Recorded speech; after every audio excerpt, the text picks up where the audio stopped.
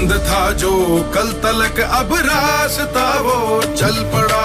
मंजिले ही मंजिले हैं आज तो कदमों तले, मंजिलों के पार भी अब हौसला निकल। पिछले 4 वर्षों में पंजाब सरकार ने शिक्षा व्यवस्था में क्रांतिकारी बदलाव किए ताकि हर छात्र को बेहतरीन शिक्षा मिले। फाइनली अमेरिका ने हार मान लिया है, घुटने टेक दिए हैं, हाथ जोड़ लिए हैं। जिस तरीके का तबाही और बर्बादी ईरान ने अमेरिका और इजराइल पर पूरी रात कहर बनकर बरपाया है, उसका अंजाम, उसका नतीजा यहां तक पहुंच गया कि अब ट्रंप ने अपने हाथ खड़े कर दिए हैं। सीधे तौर पर इस जंग की पूरी जिम्मेदारी, पूरा ठीकरा इजराइल के ऊपर फोड़ दिया गया है। क्या कुछ अमेरिका के जरिए, अमेरिका के राष्ट्रपति के जरिए कहा गया है, आज की इस रिपोर्ट में बताऊंगी। साथ ही आपको यह भी बताऊंगी कि अमेरिका, जी हां, यूएस के अंदर ड्रोन देखे गए हैं। अब आप समझ रहे हैं कि ये ड्रोन किसने भेजा है, अमेरिका पर ड्रोन भेजने की हिमाकत किसने की है। क्या ईरान के जरिए अब सीधे तौर पर अमेरिका को निशाना बनाया जाएगा, अमेरिका पर अटैक किया जाएगा? क्योंकि एक संदिग्ध ड्रोन जो है अमेरिका ने बताया है कि उनके वहां पर देखा गया है। ये भी, इसके पीछे की भी पूरी जानकारी और पूरी खबर आपको बताऊंगी।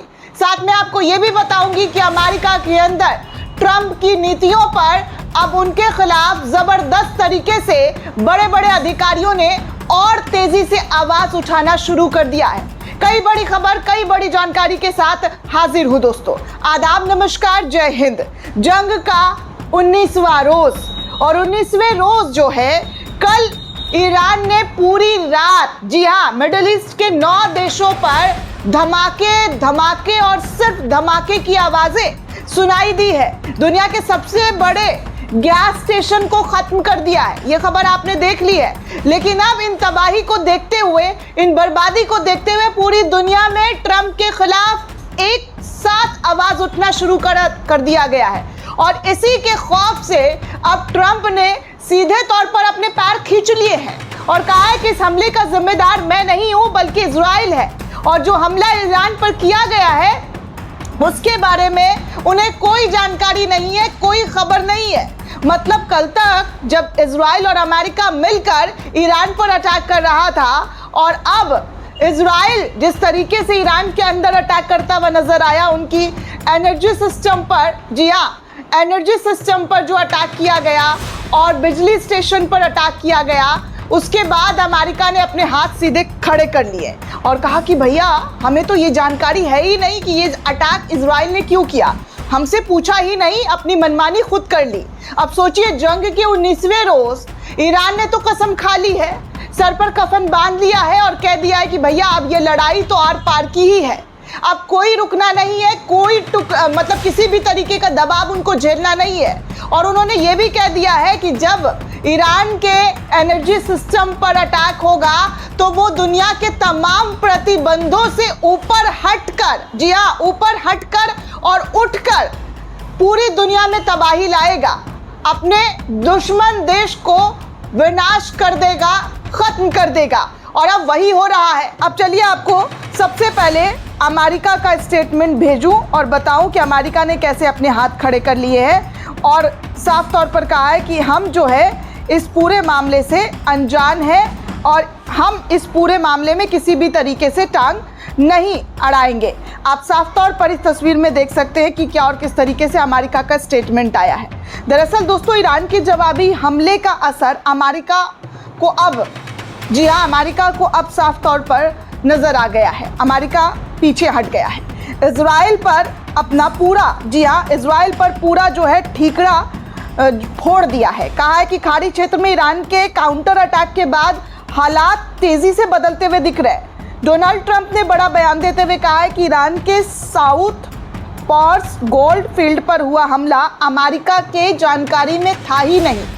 सोचिए, अमेरिका कह रहा है कि ईरान के जो साउथ पार्स गैस फील्ड पर जो हमला हुआ है उसमें अमेरिका को कोई नॉलेज नहीं था कि इजराइल ऐसा कोई अटैक करने वाला है। और इसके लिए इजराइल ही सिर्फ जिम्मेदार है, अमेरिका का कोई लेना देना नहीं है। ट्रंप ने संकेत दिया है कि अब ईरान के तेल और गैस इंफ्रास्ट्रक्चर पर आगे हमले नहीं होंगे, किसी भी तरीके से ईरान के इंफ्रास्ट्रक्चर को हाथ नहीं लगाया जाएगा। ऐसा आश्वासन अब ट्रंप के जरिए गिड़गिड़ाकर ईरान के सामने पेशकश की जा रही है दोस्तों, जिससे साफ है कि ईरान के जवाबी हमलों ने वैश्विक दबाव को और ज्यादा बढ़ा दिया है। बीती रात अरब देशों पर ईरान ने जिस तरीके से कहर बरपाया है, उससे पूरी दुनिया में ट्रंप को घेर लिया गया है और कतर, सऊदी अरब और यूएई के कई ऑयल और गैस फील्ड के साथ रिफाइनरी को ईरान के जरिए कल पूरी रात उड़ाया गया है। अरब देशों में इस वक्त दहशत का माहौल है।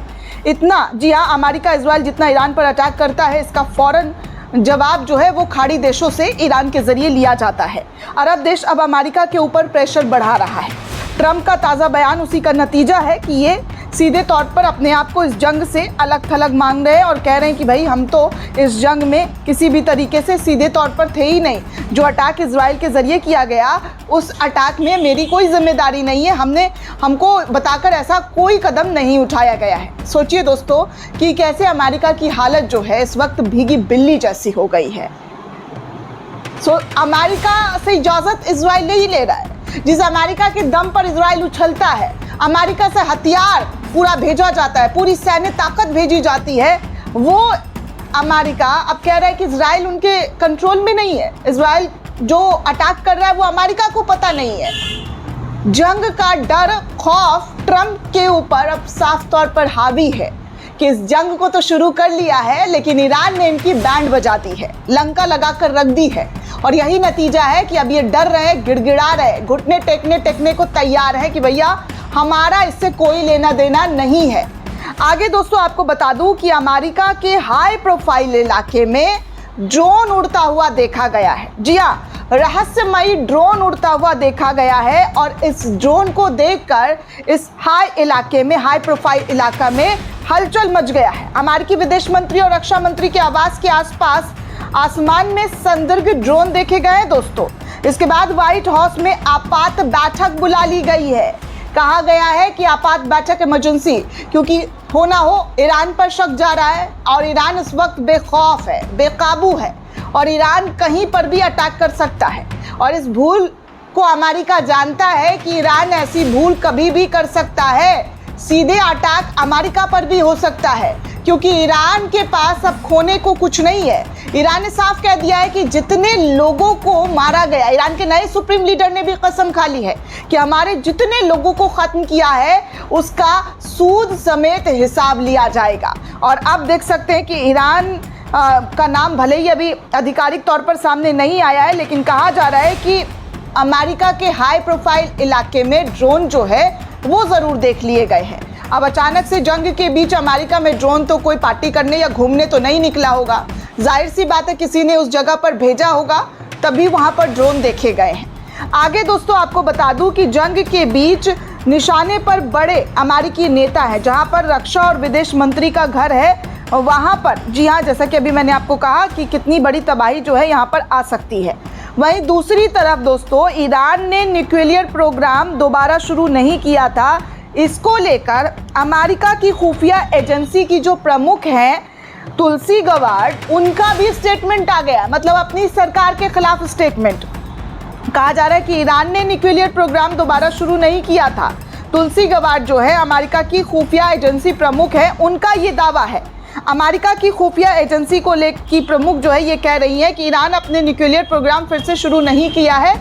उनके मुताबिक पिछले साल जून के हमले के बाद ईरान की ये ताकत लगभग खत्म हो गई थी। ये बात राष्ट्रपति ट्रंप के दावों से बिल्कुल अलग है दोस्तों। ट्रंप कहते रहे कि ईरान न्यूक्लियर प्रोग्राम खतरा बनता जा रहा है और इसी वजह से युद्ध जो है वो जारी की गई है। और अब उनकी जो रक्षा प्रमुख है खुफिया एजेंसी की, वो कह रही कि ऐसा तो कुछ था ही नहीं, ऐसा किसी पे कोई दबाव ही नहीं था। अब आप सोच सकते हैं कि क्या और किस तरीके की चीज़ें दिखाई दे रही है। गैस ठिकाने पर ईरान के हमले के बाद दोस्तों ट्रंप ने पूरी तरीके से घुटने टेकने की तैयारी कर ली है, टेक लिया है। 24 घंटे में ट्रंप के बदले हुए सुर नजर आ रहे हैं। कह रहे हैं कि भैया अब ये जंग, ये युद्ध रोक देना चाहिए। सीज फायर की बात कर रहे हैं। ट्रंप के जरिए पेशकश एक बार फिर से ईरान के सामने कर दिया गया है। आगे दोस्तों आपको बता दें कि ईरान युद्ध की शुरुआत में इजराइल की बड़ी भूमिका जो है वो बताई जा रही है और कहा जा रहा है कि पूर्व अमेरिकी अधिकारी जो कैंट का बड़ा खुलासा हुआ है। इस पूरे मामले पर पूर्व अधिकारी जो अभी इस्तीफा दिए हैं उन्होंने बड़ा खुलासा करते हुए कहा है कि अमेरिका इजराइल ईरान तनाव को लेकर अमेरिका के नेशनल काउंटरिज्म सेंटर के पूर्व डायरेक्टर जो कैंट ने दावा किया है कि इस टकराव की शुरुआत इजराइल की अहम भूमिका रही है। उन्होंने टकर कार्लसन के शो में ये बातें कही है। इस कार्रवाई का फैसला इजराइल ने आगे बढ़ाया है, जबकि पहले से ही अंदेशा था कि ईरान इसका जवाब कड़ाई से देगा। जो कैंट ने ईरान के परमाणु हथियार को लेकर भी बड़ा दावा किया है। उन्होंने कहा है कि ईरान में तत्काल परमाणु हथियार बनाने की स्थिति में नहीं था और इस संबंध में कोई ठोस खुफिया इनपुट भी नहीं था, लेकिन जंग को ज़बरदस्ती तरीके से इजराइल के ज़रिए शुरुआत किया गया है। आप सोच सकते हैं दोस्तों कि कोई भी ठोस खुफिया जानकारी इन लोगों के पास नहीं था कि ईरान परमाणु संवर्धन जो है वो तैयार कर रहा है, लेकिन इसके बावजूद भी इजराइल और अमेरिका ने मिलकर इस जंग को शुरू किया है। और आप देख सकते हैं कि इस जंग की वजह से क्या और किस तरीके के नतीजे जो है देखने सुनने को मिल रहा है। वहीं दोस्तों कहा जा रहा है कि इस वक्त, जी हाँ, इस वक्त मार्केट भी क्रैश होते हुए नज़र आ रहे हैं। यूएस का जो स्टॉक है वो कहा जा रहा है कि बड़ी तादाद में मार्केट क्रैश होते हुए धड़ाम से शेयर बाज़ार जो है वो गिर चुके हैं। आज की बात करूं दोस्तों तो ऐसी रिपोर्ट सामने आ रही है कि अमेरिका शेयर बाज़ार के मूल्य से 800 अरब डॉलर लगभग 67 लाख करोड़ से अधिक की गिरावट जो है वो दर्ज की गई है। सोचिए कि किस तरीके से जो है वॉर के बीच आर्थिक रूप से अमेरिका खोखला होता हुआ नज़र आ रहा है। वहीं दोस्तों अमेरिका के ऊपर कर्ज का भी बोझ लगातार बढ़ता हुआ दिखाई दे रहा है। रिपोर्ट आ रही है कि कर्ज के जाल में अमेरिका फंस चुका है। 39 ट्रिलियन डॉलर जो है अमेरिका पर उधार है। ट्रंप ने जंग में अब तक कितना पैसा बहा दिया है, जिसकी वजह से अब उनका खजाना खाली हो चुका है। अमेरिका का कर्ज बुधवार यानी कि 18 मार्च को 39 ट्रिलियन डॉलर के रिकॉर्ड स्तर को पार कर चुका है।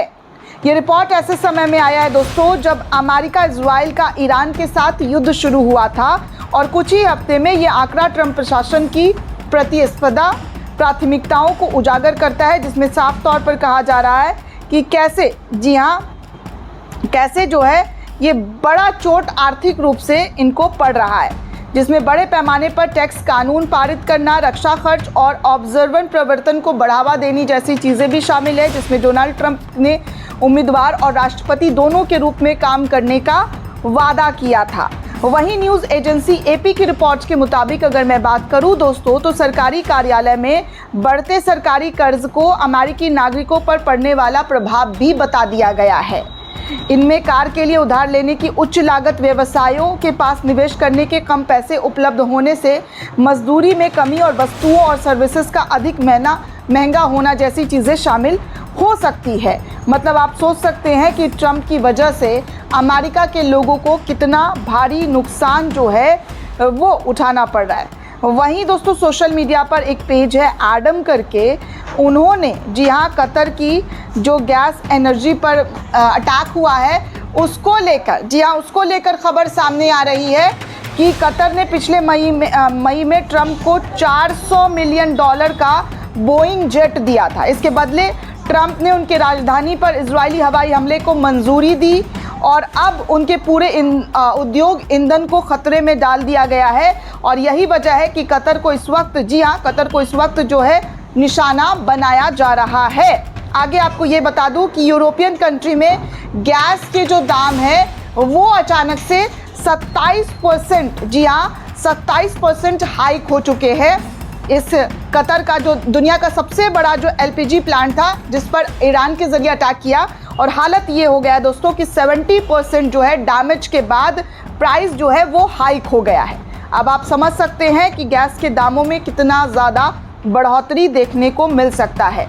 वहीं दोस्तों द वर्ल्ड हेल्थ ऑर्गेनाइजेशन के ज़रिए यानी कि WHO के ज़रिए एक बड़ा स्टेटमेंट सामने आया है। कहा जा रहा है दोस्तों, इस स्टेटमेंट में WHO का कहना है कि अगर ईरान युद्ध और बढ़ता है तो संभावित परमाणु घटना के लिए तैयारी की जा सकती है। मतलब अगर युद्ध और गंभीर हुआ तो परमाणु स्तर की आपात स्थिति जैसे रेडिएशन या परमाणु हादसा की संभावना को ध्यान में रखते हुए तैयारियां जो है वो शुरू कर दी जाएगी और जंग जो है परमाणु बॉम्ब तक पहुंच सकता है। ऐसे जी हाँ अटैक हो सकते हैं। आगे दोस्तों आपको बता दूं कि जंग में जीतेगा ईरान, पूर्व रॉ चीफ का बड़ा खुलासा हो गया है। जी हाँ, मिडिल ईस्ट में बढ़ते तनाव के बीच, तेल गैस संकट गहराने की आशंका के बीच इसका असर भारत पर भी पड़ रहा है, जैसा कि हम सभी को पता है, हर एक भारतीयों को।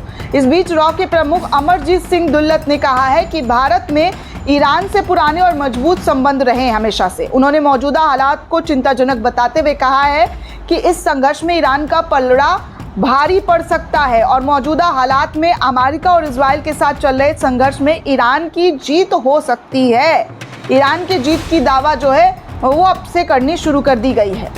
वहीं दोस्तों कहा जा रहा है कि तेहरान टाइम्स के हवाले से एक रिपोर्ट सामने आ रही है। इसमें तेहरान की तरफ से वहाँ की सरकार के ज़रिए एक दावा किया जा रहा है इस रिपोर्ट में कि मार्को रूबियो और पेटा हेक्सटन ड्रोन हमले के डर के कारण अपना घर जो है वो छोड़ चुके हैं और किसी ऐसी जगह पर छुप कर पड़े हैं जहाँ पर उनको सेफ और सिक्योरिटी मिल सके। इस तरीके की भी तेहरान टाइम्स से खबर निकलकर सामने आ रही है। अगर ये तमाम चीज़ें सच है तो आप सोचिए कि मार्को रूबियो और हेक्सटन जो हैं, जो अमेरिका के बड़े नेताओं में से एक नेता है, वो अपने अपने घरों को छोड़कर डर कर किसी दूसरे जगह पर शिफ्ट हो गए हैं।